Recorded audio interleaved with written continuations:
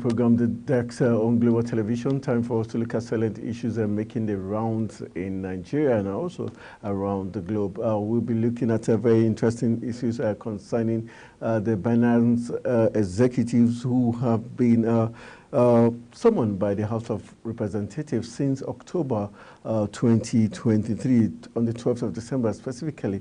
The CEO of that platform, Richard Teng, had been summoned but had failed to show up. Fast forward to 2024 when the House of Rep also did summon him again, but this time around they sent in their lawyers rather than show up. And the excuse the lawyer, Senator Ian gave was the fact that they had been arrested upon arriving in the country last week. So that's going to be one of our talking points because Binance has been accused of exploiting the Nigerian currency, the Naira, and so led to its devaluation in terms of value, and that has led Nigeria to the current state which the country has found itself. So we'll be looking at how big that issue is. Already the Chairman House Committee on Financial Crimes in the person of Ginger, Obinna Ginger,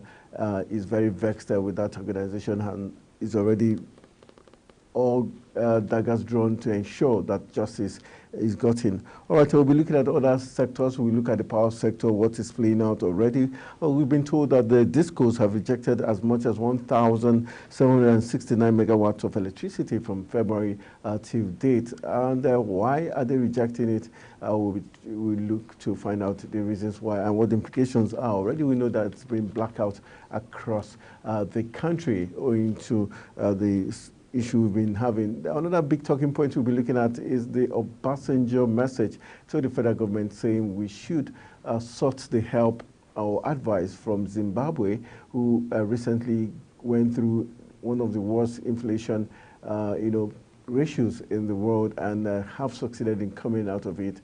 And so Obasanjo says the federal government, the Tinubu-led government, should take a cue from Zimbabwe. We'll be looking at that talking point. And also the Qatar-Nigerian bilateral relationship is still ongoing, causing lots of buzz. The president did arrive the country yesterday from Qatar, but what he said in Qatar is still causing ripples, as a former aviation minister, Sita Chidoka, has lent his voice to some other Nigerians who have said the president stepped out of line when he demarketed the country by telling the Qatari investors to report to him or the presidency directly if any Nigerian official did seek for any bribe to get the job done. So we'll be looking at that. And also the Nigerian Army has come out talking about the Chief of Army Staff, Tarid, Lieutenant General Tarid Lagbaja has come out to emphasize that the Nigerian military would not try to jeopardize the Ahmed Tinubu-led government, so to say that the junta, there will be no junta rule in Nigeria. So these are another talking points is what we'll be looking at on today's edition of the program. The desk, I have two guests lined up. I've got Chukwuma Nze, who is a comrade Chukwuma Nze, who is with the Nigerian Labour Congress, joining us via Zoom, and also we'll be having Victor Isede, who is the coordinator of Restore Nigeria Integrity Initiative, joining us to look at this very interesting discourse. And let's, all right, Oshoma, good evening. Chukwuma. Hello, good evening, are you there? Good evening, thanks for having me. All right, nice to know you're there and you've joined us. Let's look at the first talking point. I don't know if Victor has joined us too. Victor, are you there? All right, Victor is yet to join us. Okay, Chukwuma, let's kick the ball rolling. Let's look at the House Committee on Public Finance infractions, financial crimes, and the person of Obinna Ginger has already called for the arrest of Binance, top executive, especially the CEO in the person of Richard Teng, who was summoned in December 12, 2023, failed to show up until the recent summon, and they sent in their lawyer who said the NSA had already arrested these top officials when they arrived the country last week.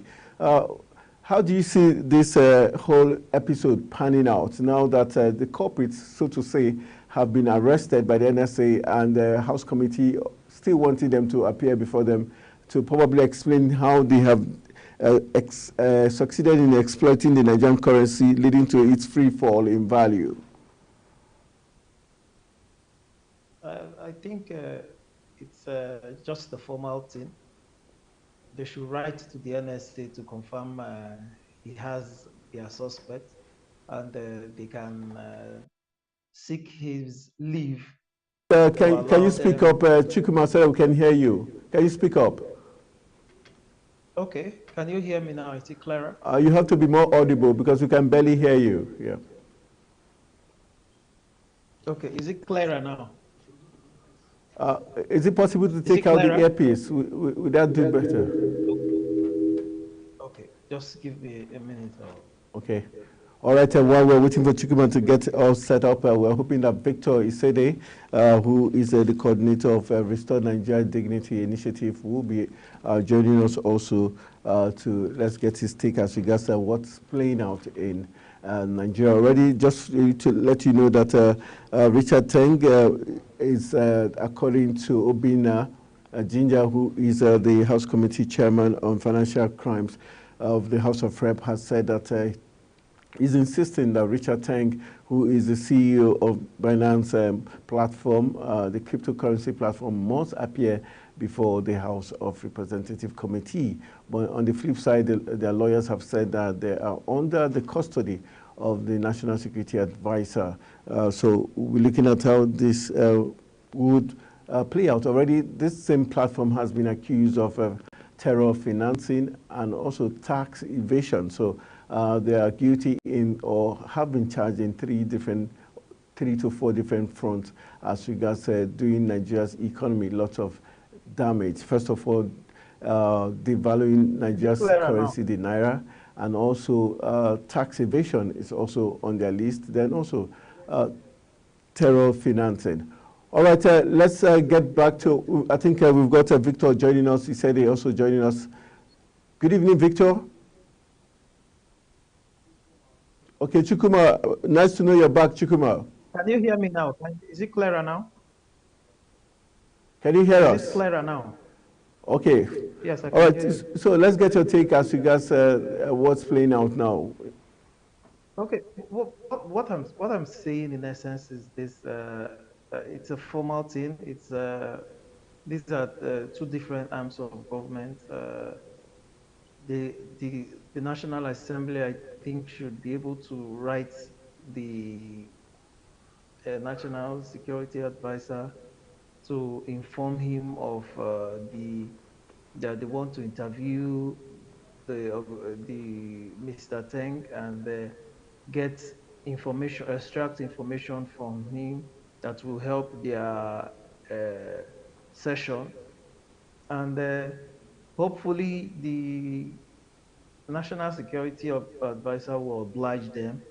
He might be escorted by security men into the National Assembly, and when the session is over, he will be taken back to custody until such a time when they deem it fit to arraign him. For me, I think it is important that we conclude investigation. Our security agencies should conclude in investigations before arrest, so that immediately upon arrest, people are prosecuted and allow the law to take its course. The details of the information are very weighty, and I think if they have their facts, Mr. Teng should be in court instead of being in custody. We should be hearing the pleas and other details in court. All right, let's look at the issue. Do you think Mr. Teng and his organization and some Nigerians, even government agencies and officials, must have colluded to carry this crime for so long? First of all, we're seeing tax evasion, so it means the FIRS and the tax bodies agencies in Nigeria are involved, because there's no way they would have evaded tax without these agencies knowing. Then there's the issue of money laundering. The banks don't you think the banks also have a role to play? Yes, we know it's cryptocurrency, but at a point, we know that the banks had put machinery in place to also monitor transactions, this cryptocurrency transactions. For you, do you think this Binance platform, carried out all these atrocities without being, supported by some government agencies or figures in Nigeria? We know our system, how porous it is, especially with regards to corruption. And we know that definitely investigation will reveal so many persons who must have supported if there is any breach. The investigation will reveal the details of every organization or institution or agency of government that must have colluded with the organization to achieve this anomaly. So that's why I talked earlier about doing a thorough investigation. If investigation is thoroughly done and detailed, by now prosecution will start. They would have lined up the accomplices would have been lined up and arrested and prosecuted together. So, but now details are still sketchy. It is just the leadership of the organization that is still in police custody. So we don't know. We cannot even call out which agency of government must have colluded with them to achieve what the wrong they have done to our state. So our security agencies need to do more with regards to doing their due diligence when it comes to investigation before arrest, concluding investigation before arrest, so that when you arrest the, the leadership, the others will not get the red flag and go into hiding. But if the investigation has been concluded and the arrests are being made, it will be a collective arrest of all the accomplices and everybody that is found connected to the crime. So these are the issues I think they should be raised with regards to that case. All right, let's look at the fact that this Richard Teng, the CEO of this Binance platform, was summoned in December 12, 2023, and it's now in March that it seems like it's about to face the law. Why do you think our lawmakers are constantly, easily disrespected when summons are made? Most times, you see, because of our system, we operate a system that gives the semblance of everybody in government can be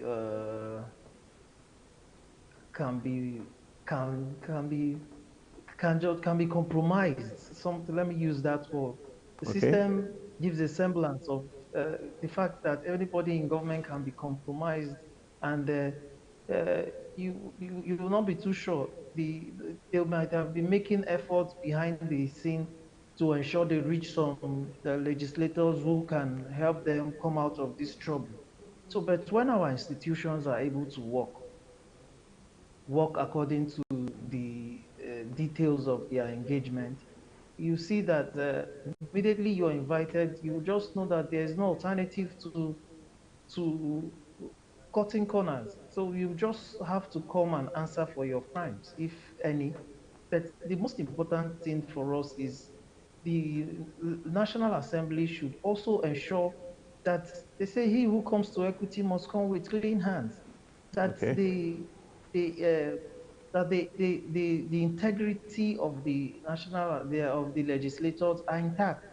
They should also put safeguards that will ensure that no compromise comes in from the back door.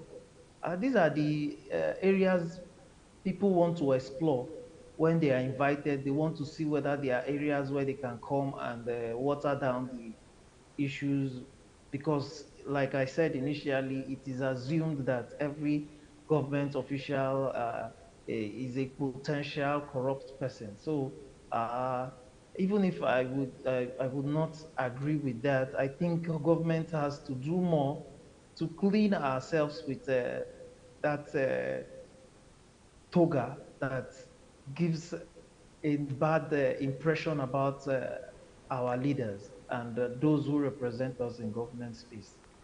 All right.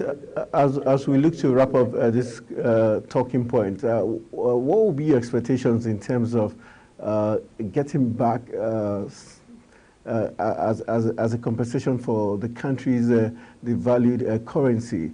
Do you think hurting their monies or getting some financial compensation for the country would do Nigeria's foreign exchange crisis any good?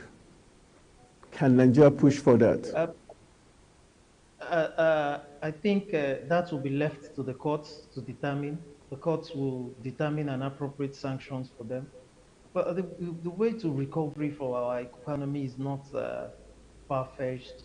We Okay. have we have some critical areas, critical sectors that drive our economy, and that have been left fallow.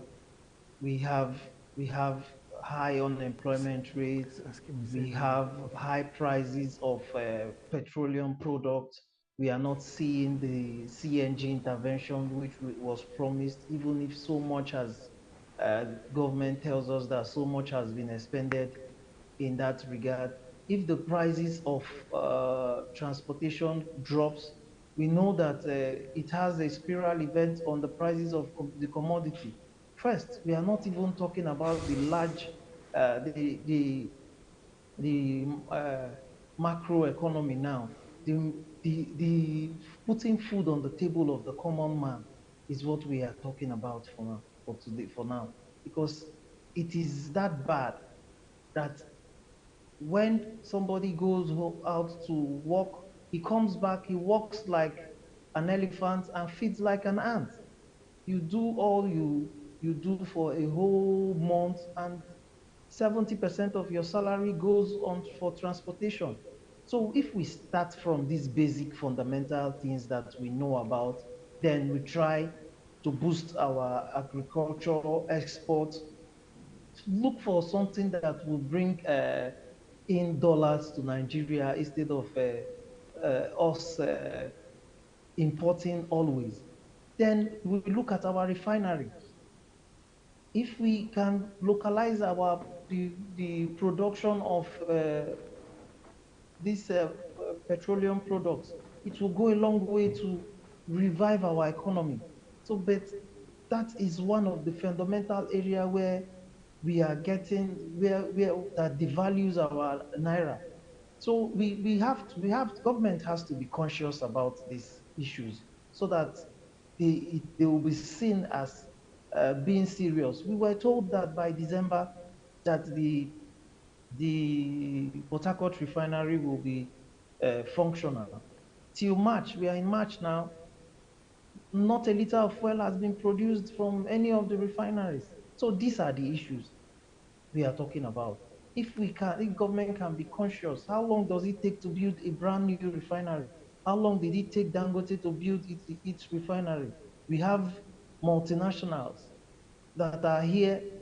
Government can go into a deal to ensure that refineries are built, the ones with the kind of capacity that Dangote refinery has. Even if we are not seeing the impact of the Dangote refinery in Nigeria, we can localize all these things. But it's just that, unfortunately, we are not seeing that level of sincerity from the side of government. And that is why we must continue to speak about these issues. Because if we must get Nigeria to work properly, get our economy to function the way it should, then we must be conscious about doing the right things. So government is yet to get its acts right from that direction. All So, right. and that is where we are getting it from. All right, let's move on to the next talking point, which has to do with the power sector, where DISCOs allegedly rejected as much as 1,769 megawatts of power from February 1st to 6th and downwards. Despite the widespread of a blackout across the country, DISCOs, according to data released by TCN, have rejected power supply to them. Do you think there's so much more than the Minister of Power is telling us in the person of Adebayo Adelabu, and also the DISCOs and the TCN? Is there something you think is going amiss that is making us have more issues that DISCOs are rejecting powers that are generated for distribution? It's not news that DISCOs do not have capacity to distribute all that are being generated. That's old news. So, but my challenge is why the Nigerian government is yet to review that the agreement with the DISCOs, because we are yet to generate up to 10,000 megawatts of electricity. And we cannot still distribute that in a country of over 200 million Nigerians. And still, the DISCOs are not supplying enough. So I think the entire contract process needs to be reviewed. The new act has given leverage for some interventions like the one we saw at Abia State.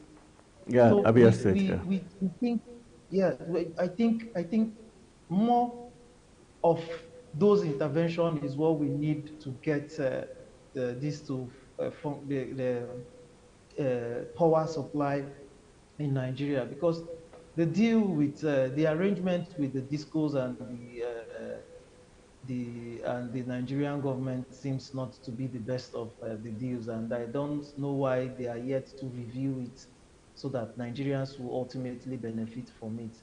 Because over the years they've been complaining of not having enough funds. The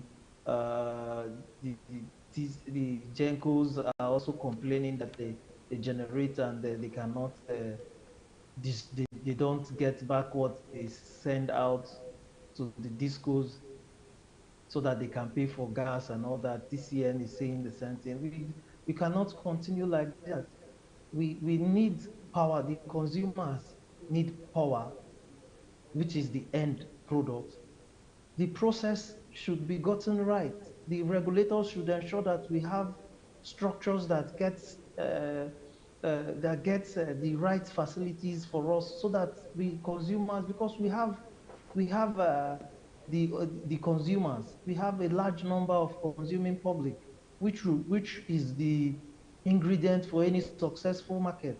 But unfortunately, we don't have the structures. We don't have the structures that will enable that market to thrive.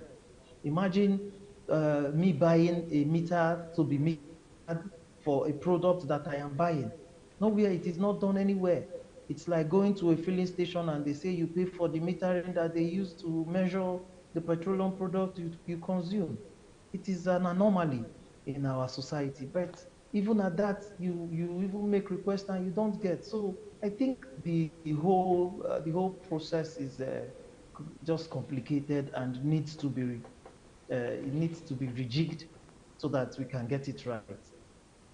All right, well said. Moving on to other issues, next talking point, looking at the inflation crisis, and Obasanjo asking the federal government to take a cue from Zimbabwe. Do you think that was a fair analysis or comment by ex-President Olusegun Obasanjo, especially when the MBS has come out to tell us that inflation rate right now is at 29.9%.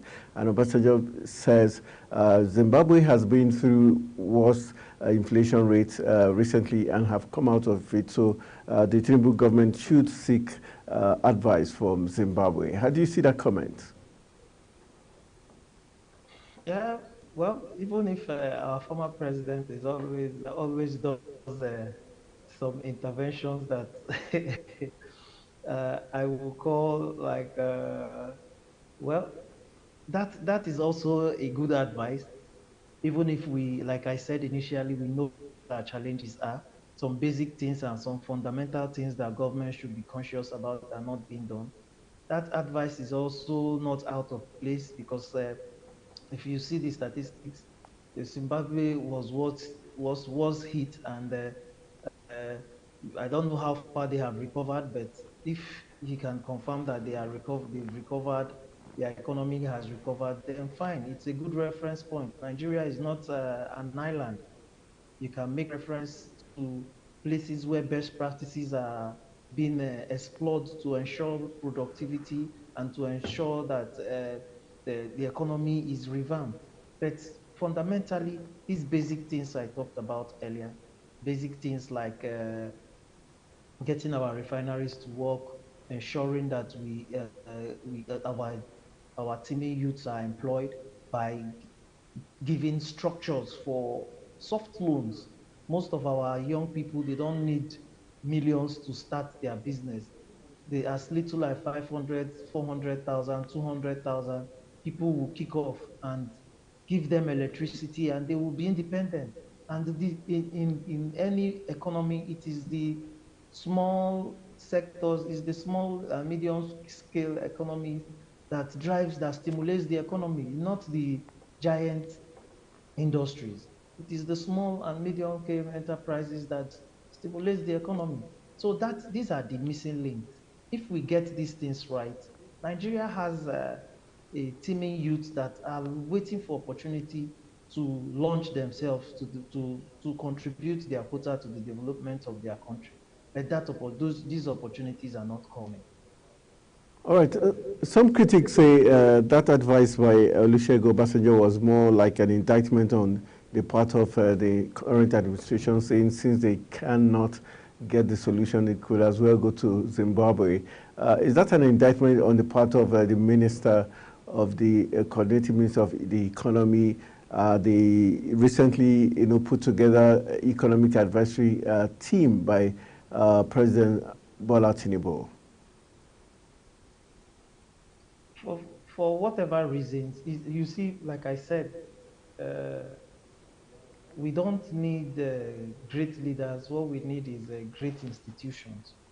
Our institutions are not as effective as they should be. If if our institutions were to be if as effective as they should be, anybody who comes in there that knows his onions, you just don't need to be the perfect guy. You just need to go there and innovate with a working system, and you would break even. So it's an indictment on our system. Our system has not been at its best from time, and we don't expect it to get any better until some fundamental things are put in place. And these fundamental things are things that government can do consciously. And we are not seeing any look in that direction as it is now. So we just continue to hope and pray that the government will be conscious about this effort, about the effort to get these things right, and ensure they get it right. Because it is not rocket science. Like I said earlier, it is Nigeria is not existing in isolation. There are countries with worse system than our economy situation than ours. But because government was sincere and conscious about it, they came out better. So these are the issues. All right, moving on to, before we continue our discussions, we'll go for a very quick break. When we return from the break, the program, The Desk continues. Please stay with us.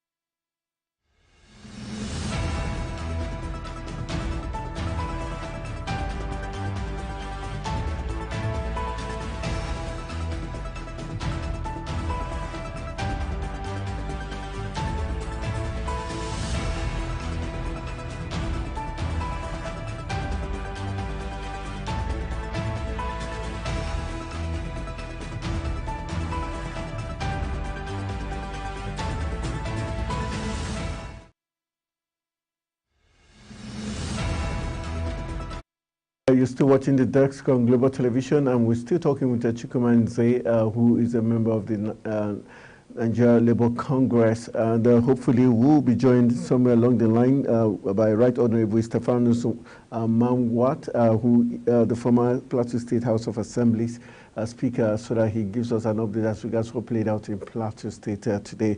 But let's continue our discussions with Chukwuma Nze. Chukwuma, nice to have you rejoin us back. Thanks for having me. Hello, Chukwuma. Thanks for having me. All right, let's move on to the next talking point, which has to do with the Qatar-Nigerian bilateral ties.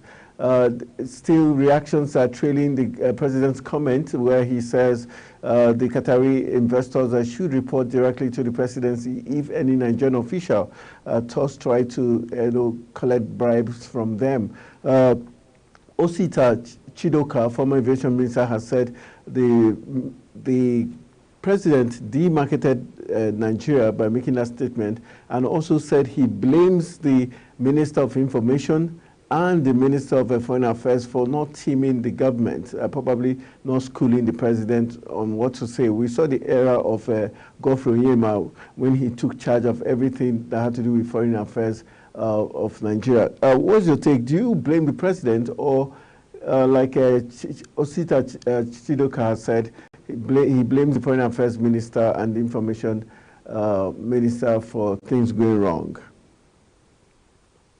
I don't blame the minister. I don't. I think the president, unfortunately, it played out that way, but he was just trying to paint a true picture of what happens in Nigeria. Unfortunately, it was at the wrong platform that he made those comments, but he was just trying to be passionate about the MOU or the agreements he was entering into, and he wanted to be very clear about how it will be implemented. He didn't want any clog on that wheel of progress. So those why he made those comments, but diplomatically, it was not proper for the image of Nigeria. All right, well said. Let's quickly get the take of Right Honourable Stephanus Mamwat, who is the former Speaker of the Plateau State House of Assembly, as regards what played out in Plateau State this evening. Then we'll return back to Chukwuma. Hello, good evening. Hello, good evening, sir.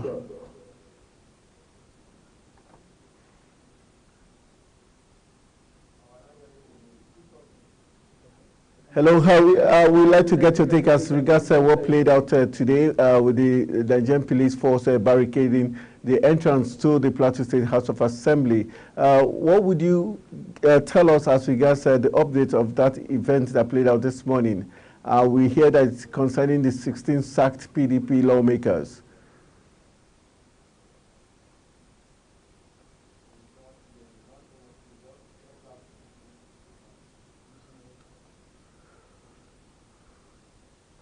Okay, let's see if we can get him online to get a clearer audio. His audio not clear as regards. Okay,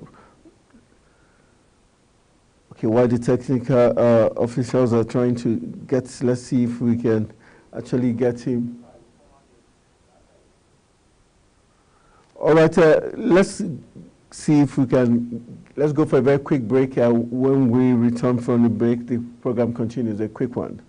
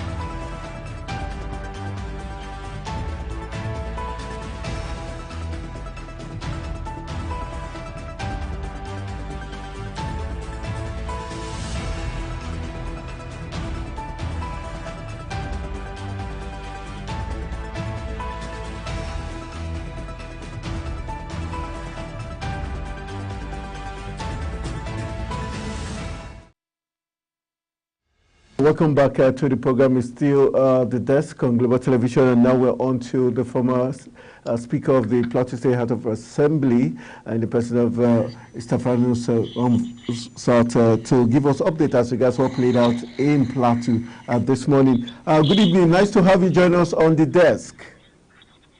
Good evening. Thank you for having me. All right, we'd like to get a clearer picture of what played out, what led to the Nigerian Police Force cordoning off the entrance to the House of Assembly. We hear it's concerning the 16 sacked PDP lawmakers. Well,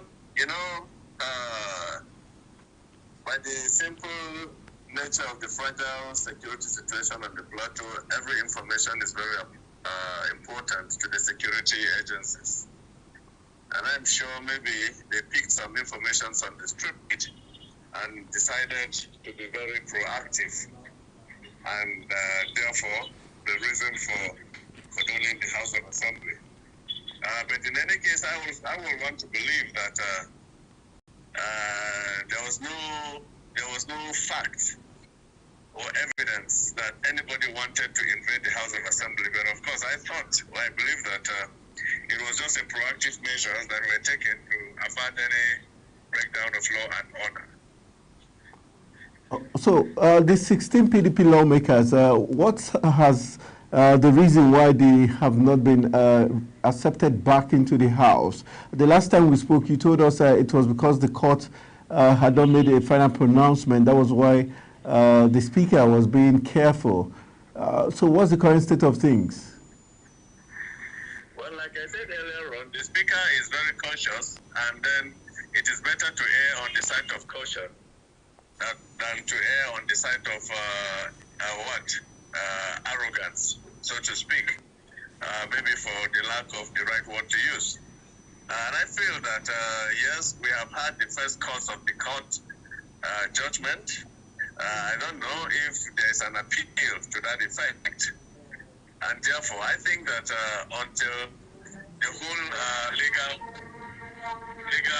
proceedings are concluded, then whatever needs to be done will be done. But in any case, I believe sincerely that the Speaker, as a man of rule of law, is waiting to see when this legal battle will come to an end. It's not in his interest, it's not in anybody's interest that the House is not complete as it's supposed to be. We are supposed to have 4 members of the House.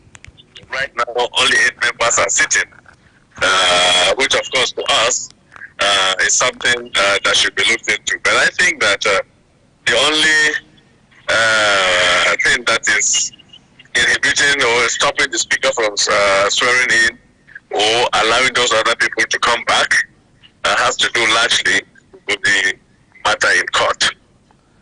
Okay, there was some report saying that the supporters of both factions were already geared for a fight. That was one of the reasons the police also made that move.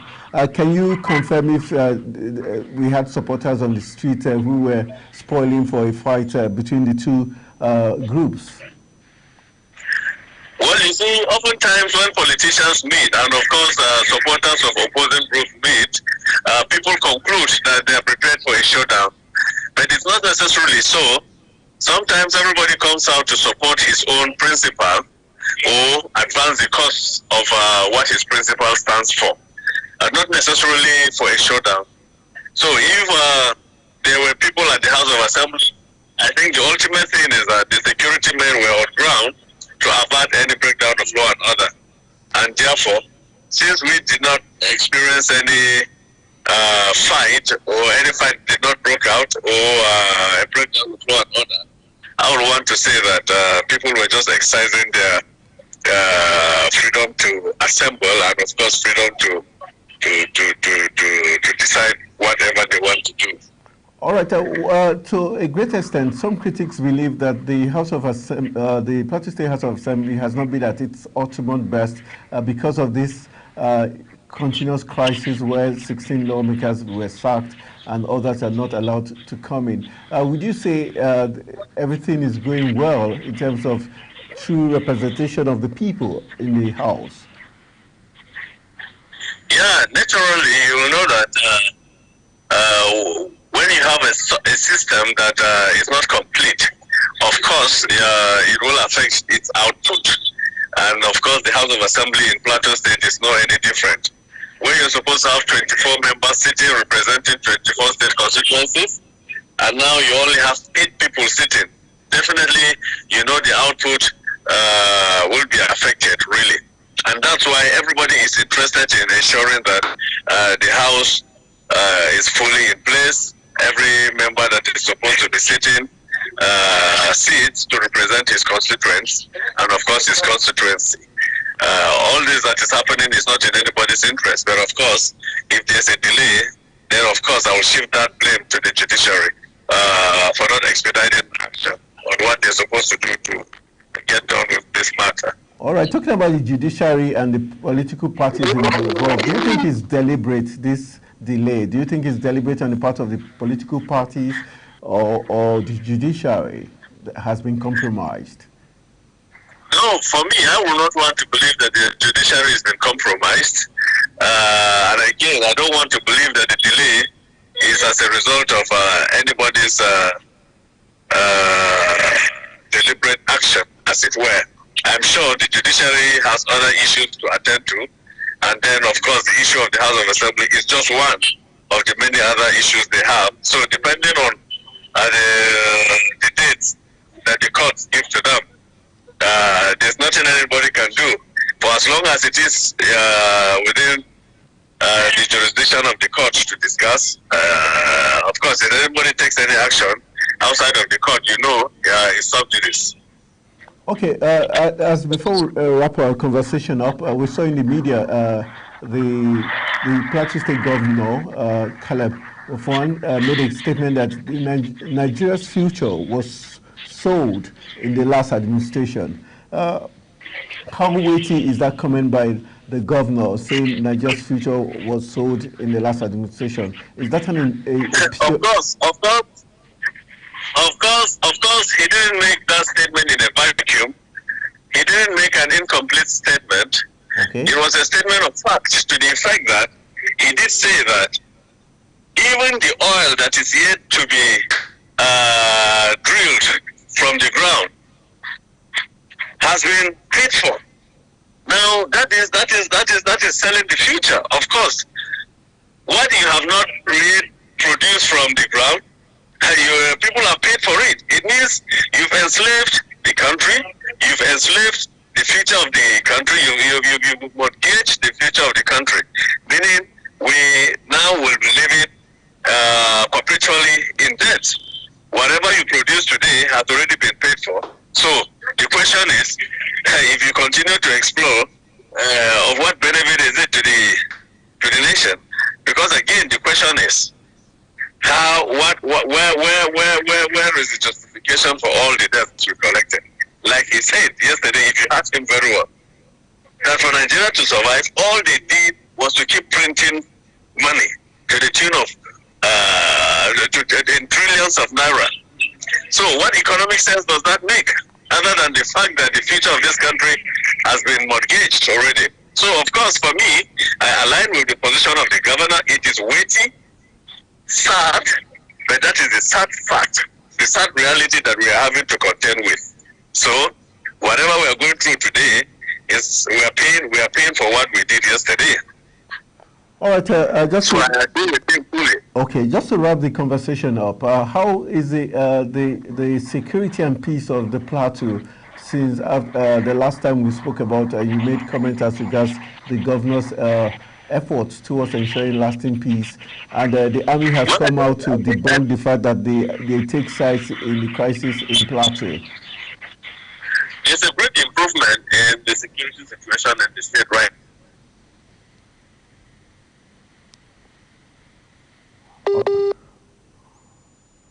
All right, I think just okay. You can wrap up the conversation. It's a great improvement.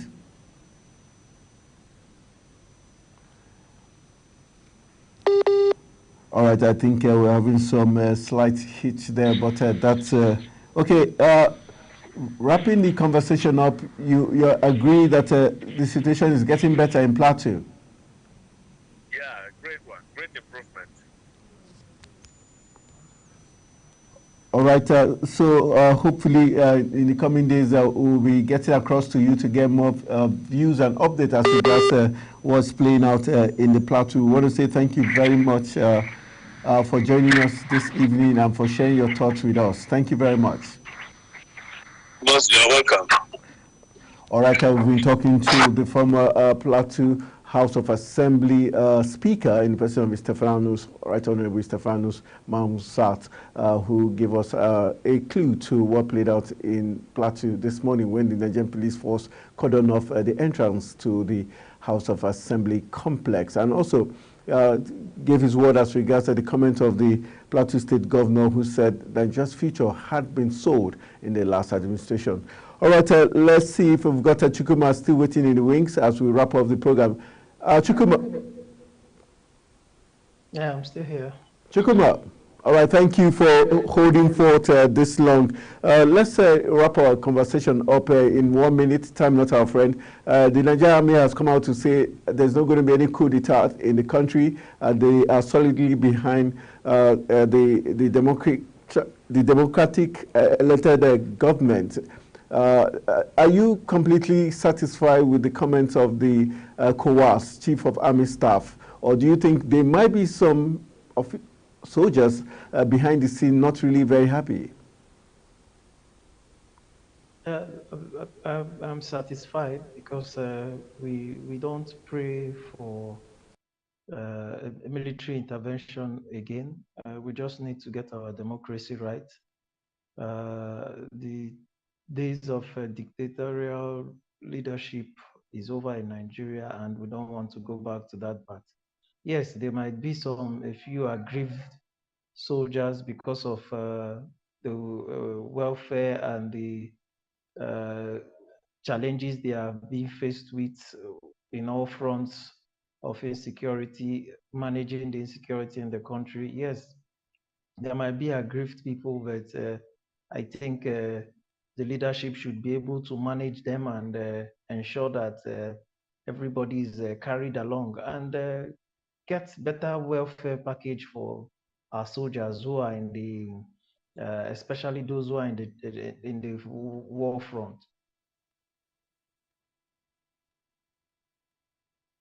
Who is an NLC chieftain. Thank you for your very styling analysis of all the top stories we looked at today on the program, The Desk. Always a pleasure having you. Want to say enjoy the rest of your day, and thank you for being part of The Desk. Thanks for having me. It's a pleasure. All right, that's how we call it a wrap on today's edition. Special thanks to Chukwuma Nze, NLC chieftain, and also the former Speaker of the Plateau State House of Assembly for joining us and giving us a clear indication of what played out in the Plateau this evening. My name is Anthony Momodi saying thank you for joining me on The Desk.